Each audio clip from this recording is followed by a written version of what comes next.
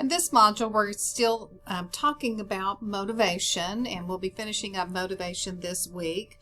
But we're going to be looking at several different theories. These are the three main ones: the hygiene theory, also equity theory, and expectancy theory. But there are several more that we'll be discussing along with that during this module. But we know that the motivation hygiene theory, it's developed by Frederick Hertzberg, and it was called the two-factor theory of motivation, and it really departed from the needs-based theories that we talked about in our last module. It also examined, for the first time, critical incidents, experiences of people at work. And his original study was based on accountants and engineers, and that what he believed is that people had two sets of needs, one based on avoiding pain and one stemming from the desire for psychological growth. So with that, you can see both of them. The motivation factors that contribute to job satisfaction when they're present would be achievement, recognition of achievement, the work itself, responsibility, advancement, growth, and salary. And then the hygiene factors that contribute to job dissatisfaction when they're absent. That's company policy, administration, supervision, interpersonal relations, working conditions, salary, status, security. And so what he said, you're either satisfied with your job or you're not satisfied with your job, which I think not everyone falls in those two categories. And there was a very critical response to this theory. One thing, because it only included engineers and accountants. But despite the criticism, Hertzberg was the first motivation theory that developed specifically to predict motivation in work settings. So therefore, it really had lasting implication when it comes to work design. Now, there are some new ideas in motivation, and they're kind of a little far-fetched for me. The first one is eustress, which is the combination of euphoria and stress, and it says that that's healthy, normal stress, and stress is the energy that we experience when we're confronted with a challenging or difficult situation. But from that comes strength and comes hope. And then the second new concept is this positive energy and full engagement. Jim Lower developed this idea, and he said the individual should manage energy rather than time and should strategically disengage from certain activities to balance the power of full engagement. And you know, organizations with high levels of employee engagement, we know, have strong financial performance, and also in volatile, they're better in volatile economic conditions when those happen. But again, these are just a little far-fetched for me. I like the tried and true motivation theories. And that leads me to equity theory, which I think all of us can probably buy into equity theory. When we talk about it, it's a social exchange process approach to motivation. So what it does is it focuses on the interaction between an individual and the environment that they're in. And then it's concerned with the social processes that influence motivation and behavior. So basically what happens is that employees make comparisons, and they center those around what they believe to be fair. And all of us like everything to be fair, and we like it to be equitable. So what that employee does is they compare their input-outcome ratio with the input-outcome ratio of relevant others. And that's the key word in there is relevant, because a lot of times someone may not go out and choose someone that's relevant to them or in the same position. If the employee, perceive their ratio to be equal to that of the relevant others, then a state of equity exists. But we know that doesn't always happen. And we know we can look at just the demands and the contributions of what people feel like they do within the organization and also the individuals. Individuals have psychological needs, security needs, physical needs. What does that sound like? Well, it sounds like Maslow again. But the organization, their demands, they have organizational goals, department objectives, job tasks that have to be done. So the contribution to that is what the organization does is they contribute to the individual, the company's status, benefits, income, And then the individual, on the other hand, contributes departmental potential, employee knowledge, employee skills, and also abilities. But if we look at Adam's theory of inequity, it's stated that inequity is a situation in which one perceives that he or she is receiving less than he or she is giving, and vice versa. Then there's the strategies to resolve inequity, because they alter what can happen when inequities occur. The employee makes some type of attempt to correct them. But again, problems, how do you decide who the relevant other is?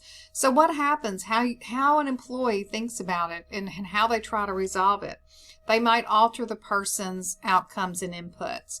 They might alter the comparison others' outcomes and inputs. They might change who is used as a comparison or relevant other.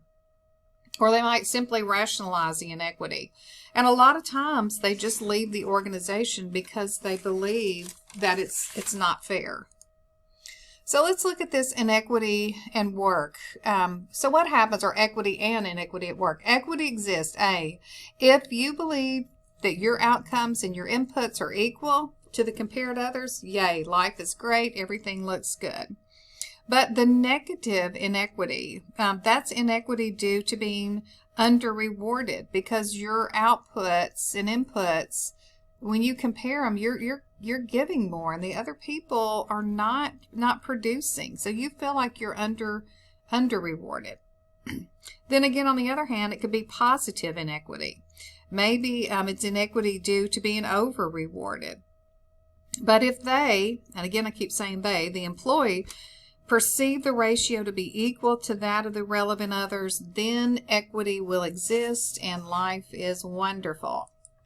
So, new perspectives on equity theory and types of individuals. There are people out there who are equity sensitive, and those are individuals who prefer an equity ratio equal to that of his or her comparison other. In other words, they want the relationship between their own input and output to be equal to that of their comparison other. There may be the benevolent type of individual, and that individual is comfortable with an equity ratio less than that of his or her comparison others. And these people are thought to be givers, and you probably met people like that. They may even be the martyrs of your company. And then there's the entitled, and I know we probably have all seen that. That's the individual who is comfortable with an equity ratio greater than that of his or her comparison others.